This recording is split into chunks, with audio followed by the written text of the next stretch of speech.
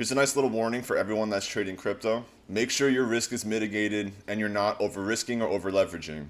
Because let's face it, the markets look pretty shitty at the moment. And going into the next couple months, I'm expecting more uncertainty and doubt, which would lead to fear, which is the main word of FUD. And with that type of environment is going to cause a lot of volatility in the markets, up and down. But like I say, it's easy to make money, it's even easier to lose money. If you don't know who I am, my name is EQ. I've been trading since 2010. I also have my bachelor's in psychology and my master's in marketing. And I've taught over 1,000 people how to trade within the last couple years. But all in all, let's be real. You have war. Israel and Iran just popped off. You have the elections coming up. Nobody knows who's going to win. And if she wins, I would say that's going to be pretty bearish for the crypto market. And if he wins, I'm going to say that's pretty bullish for the crypto market. But as we get closer to that time, you're going to see more volatility based on the elections too. We're just a little far out at the moment, so you're not seeing that much sway in terms of a confluence. But I can tell you when we're 1, 2, 3 weeks away from the actual election, you can see a lot of volatility across all the markets, but in particular, crypto is going to see a lot. Because at the end of the day, we don't know if the next government is going to be pro-crypto or if we're going to continue to just add restrictions like we've been doing. On the EPIQ trading floor, we've been talking about this weakness for months. You can see based on volume, this volume has been dumping since June. Basically since March, the volume has been dumping.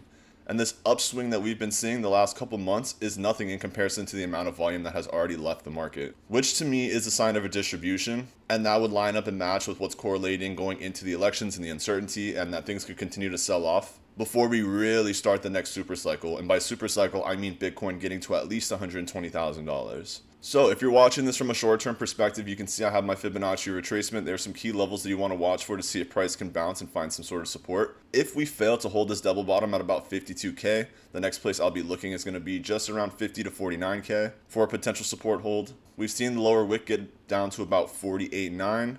That would also be a critical SR flip because we've seen a resistance here. So if we were able to hold support, that would be an SR flip, and that would maintain the sentiment of this little buy-in area as well. And again, if this does fall out, what you want to do is extend the Fibonacci. So if you get a double bottom, the Fibonacci's failed out. So what I do is drag it and go to the next. And based on this new Fibonacci trend, or what I should say the longer term Fibonacci, you can see that 49.1 lands just exactly at the 61.80, which is a great Fibonacci retracement bounce. And for those of you who know how to trade Fibonacci retracements and extensions, when you pull it down to the 61.80, you have a very good chance of hitting take profit 2, which based on the extension is going to be just at about 84.3. And that's just in one impulse move. And if you don't know how to trade Fibonacci's, I would highly suggest checking out the EPIQ trading floor.